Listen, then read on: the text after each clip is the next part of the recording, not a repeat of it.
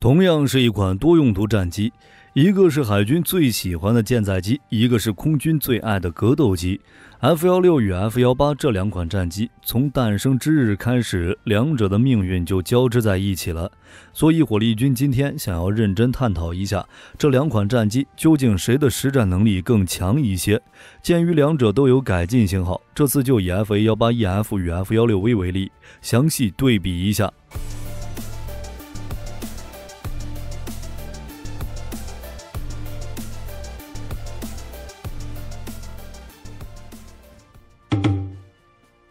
F-A-18EF 超级大黄蜂战机延续了最初 F-A-18的设计概念，但是经过了重新设计，整个机身扩大了约 30%， 空重增加 3.17 吨，最大重量增加 6.8 吨。除此之外，还采用了隐身外形设计，包括原来的圆形进气道改为方形进气道，涂漆含有吸收雷达辐射的材料，采用了双发双垂尾的设计。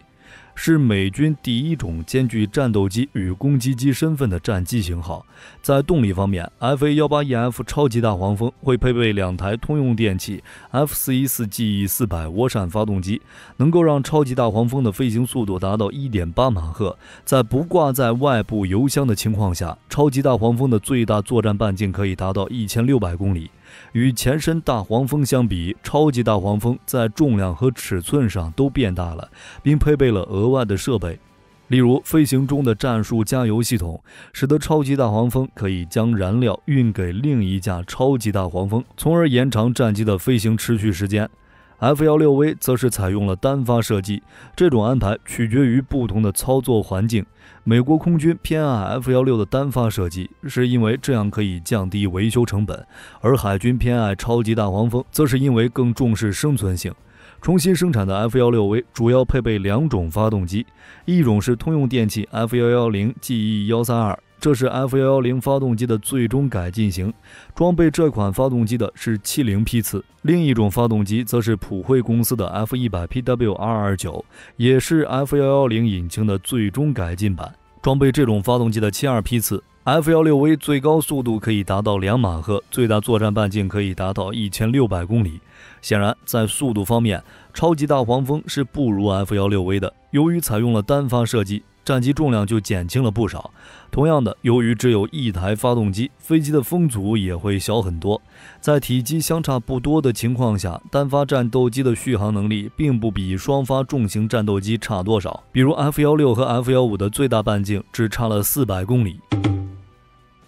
而在航电方面，超级大黄蜂的优势就比较明显了。作为美国海军的主力舰载机， F-A-18EF 的水平至少是可以与 F-16 Block 60比较的一款飞机。最新批次的 F-A-18EF Block 3采用了全新的座舱设计，改用单一大型触控显示器，与 F-35是同一个等级的，再加上分布式目标处理器网络、任务计算机以及战术目标网络技术，可以汇总各单位传输的战场信息，增强了战场态势感知能力，使得超级大黄蜂可以全面了解战场环境，甚至还能担任空中指挥家。超级大黄蜂安装了新型 AN/APG-79 有源相控阵雷达，取代了原来装备的机械扫描雷达，对空探测距离可以达到220公里。安装了第二代红外搜索与追踪系统。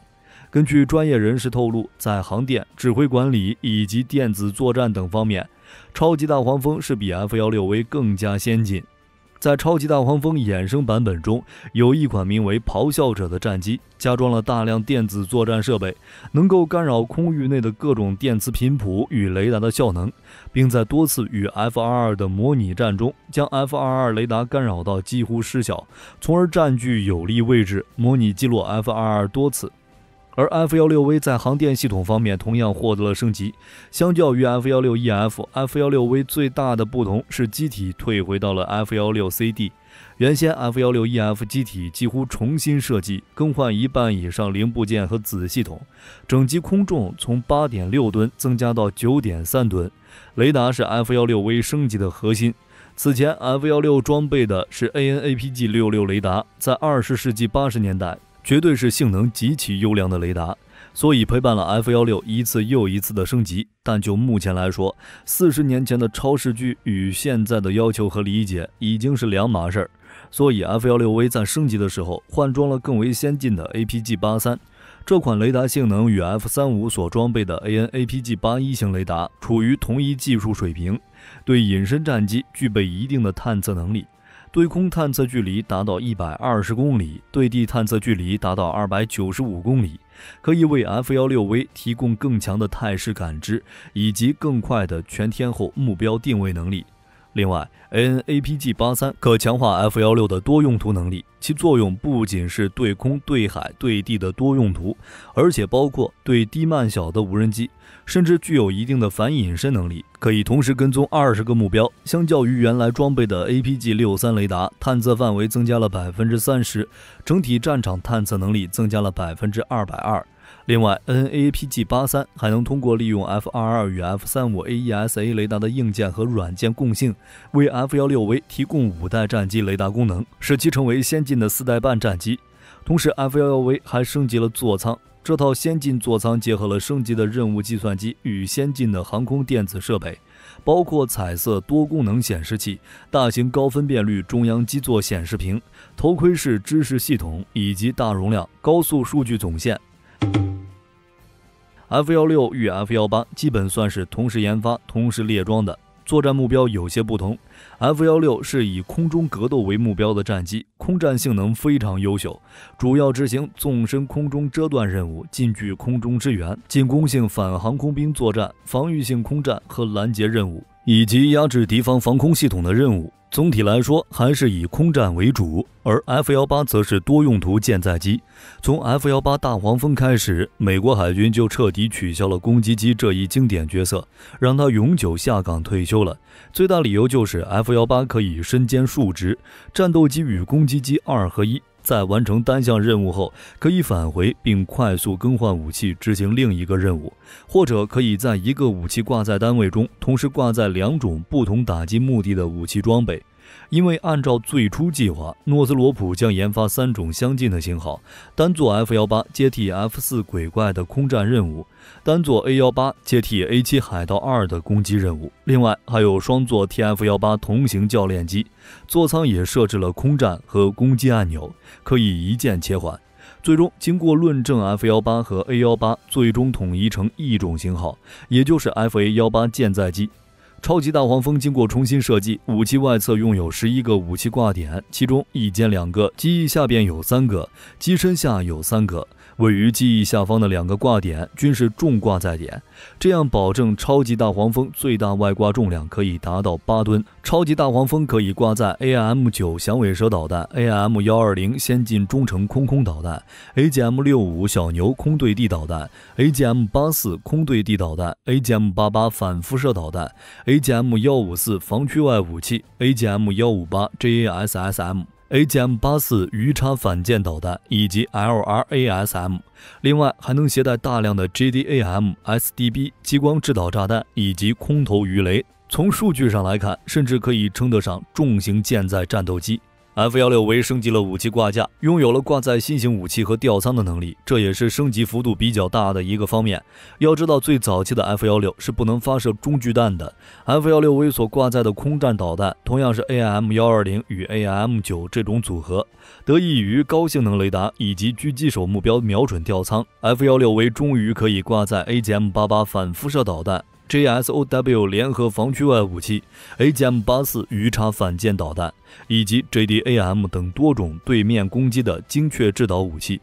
为了发挥 AIM-9X 空导弹的大离轴角发射性能， F-16V 还装备了新型头盔显示器，以实现头盔瞄准功能。其实 F-16与 F-18的命运从两者诞生那一刻开始就已经交织在一起了，它俩诞生时间差不多，地位上也差不多，都被视为轻型战斗机，同样在空军海军中担任高低搭配的低角色。如果是执行对地任务的话，超级大黄蜂的综合实力要远超 F-16V 的，但如果是进行空中格斗，那么还是 F-16V 要更强一些。在20世纪60年代，美国海空军几乎出动了所有机型，参加了越南战争。由于当时战机强调高空高速与多用途，对于机动性的重视并不多，这也导致美军战机在越南战场的表现不佳。所以在60年代末期，美军开始考虑研发4代战机，并在1972年正式提出新型战斗机计划。最终，通用动力与诺斯罗普获得原型机生产合同，原型机编号分别为 YF-16、YF-17。当时麦道公司的 F-15重型战机即将研制成功，所以军方便打算选定一款轻型战斗机与价格昂贵的 F-15形成高低搭配。在1974年 YF-16与 YF-17相继首飞成功，美军对这2款原型机经过一番比较，最终选定了通用动力的 YF-16战机。其实2款战机的设计都非常优秀，都采用单座、气泡座舱、电传飞控系统以及大边条翼身融合等。不同之处在于发动机数量，军方之所以会选择 YF-16，也是因为其机动性、加速性好，最高速度可以达到2马赫。但是落选的 YF-17也并不差，双发布局的设计使其更适合海上飞行。于是诺斯罗普公司通过与麦道公司合作，对 YF-17进行了一些改进，使得该机可以凭借较好生存率与多用途，从而获得海军的青睐。在1975年，海军正式宣布YF-17将成为海军舰载战斗机，并更名为 F-18大黄蜂。由于 F-18可以承担空战、对地等多项任务，所以又被称为 F-A-18。通过1986年美军空袭利比亚、1991年海湾战争等几次作战任务来看， F-18战斗机有着故障率低、作战灵活、战场生存率高等优点。此后衍生出 F-18R 侦察型、F-A-18EF 双座战斗轰炸型、EA-18G 电子战型等机种。F-18战斗机不但替代 A6、A7 攻击机以及 EA-6B 电子战飞机，还淘汰了美海军使用多年的 F-14重型战斗机，成为主力舰载机。其实，在大黄蜂服役之后，并没有满足海军的多用途需求，甚至还存在许多缺陷，例如没有夜视装备，无法在夜间精确打击，缺少高性能火控雷达，就连 AIM-54都无法挂载，机动性也比不上 F-16战机，空战能力比不上 F-15和 F-14，载荷能力比不上 A7E 舰载攻击机，不具备超音速拦截能力，也不具备多任务攻击能力。另外，在航程与作战半径方面也不出色，于是美军便对大黄蜂进行了改进，推出了 C 型与 D 型，升级了部分航电系统，在机身前段增加了自卫干扰机的阵列雷达，垂尾顶部也加装了 ALQ-165 高低波段天线。在1992年，美军又开始对其进行新一轮改进，发展出 FA-18EF 超级大黄蜂。此次升级并不是 C 和 D 的简单升级，而是进行了大幅改进。因为美军当时取消了 A-12 隐身舰载攻击机的研发计划，所以超级大黄蜂变得更加重要。相较于 C 和 D 型，超级大黄蜂的尺寸增加了 25%， 但零部件数量减少了 42%， 并重新设计了机翼、尾翼和起落架，加强了机体。明显变化就是采用了不规则4边形进口斜切平面的 CARET 进气道，取消了双垂尾之间的减速板，机翼前缘边条更大，换装了推力更大的 F414GE400 发动机，带有全权限数字电子控制系统，油箱容积也得到了提升。而 F-16战机是1974年完成首飞，1978年正式装备空军，拥有多个型号与多个批次。目前这款战机总产量已经达到5000余架，装备了全球30余个国家或地区，是目前现役最多的固定翼飞机。F-16拥有的改型非常多，单座战斗机、双座战斗教练机、侦察机、先进技术试验机等类别及不同的构型，例如 F-16XL、F-16CCV、AFTI F-16等，不过大多数都没有发展成量产机。后来洛克希德公司接手后，改变了 F-16战机的发展策略，不再追求动力或结构上的变化，而是只对航电系统进行改良。而 F-16V 战机是在2012年的新加坡航展上亮相的，因为带有 V 后缀，所以还被赋予 Viper 的昵称。2014年，台湾空军向洛克希德公司提供了2架 F-16战机，进行 F-16V 标准的升级和改装。2017年1月，台湾开始批量升级为 F-16V。你们觉得 FA-18EF 与 F-16V 哪款战机更适合台湾？另外，这2款战机能否相互配合呢？好了，本期影片就到这里，我是火力军，咱们下期再见。